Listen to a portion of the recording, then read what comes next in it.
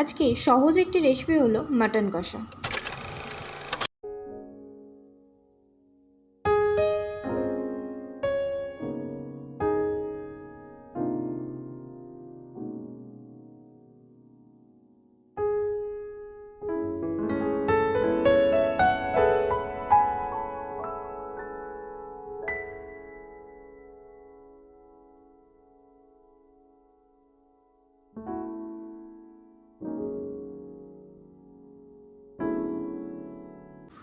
মাংসটা ম্যারিনেট করে আমি একদিকে রেখে দিলাম, আর কড়াই সামান্য সর্ষের তেল দিয়ে গরম করে নেব।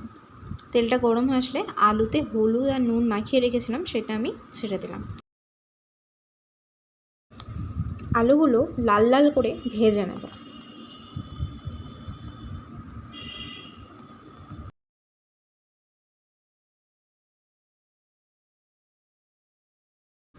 আলুটা ভাজা হয়ে গেছে, এবার আমি একটা পাত্রে তুলে নিচ্ছি।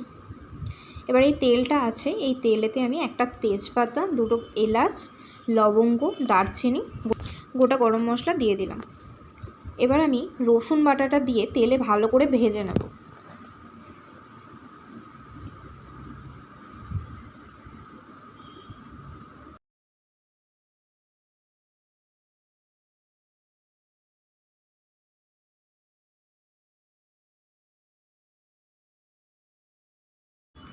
রসুনটা ভালোভাবে ভাজা হয়ে গেছে, এবার আমি পেঁয়াজ কুচিটা দিয়ে দেবো।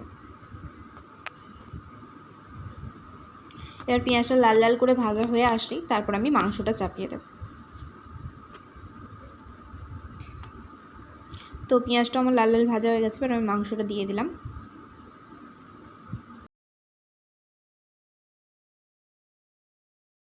এবার মাংসটাকে ভালো করে কষিয়ে নিতে হবে, ভাজা ভাজা করে নিতে হবে।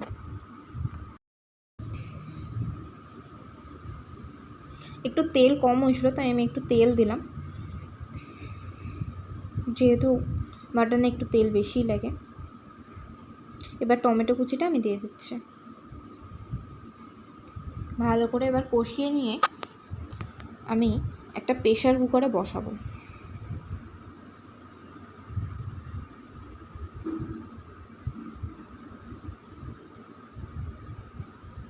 দেখছো ভাজা ভাজা হয়েই গেছে,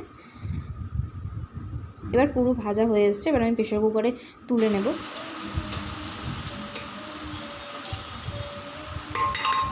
এর সাথে আলুগুলোও দিয়ে দেবো, দিয়ে পরিমাণ মতো জল দিয়ে বসাবো। আমি 6-7টা সিটি দিয়ে নিচ্ছি। তো রেডি হয়ে গেছে আমার মাটন কারি।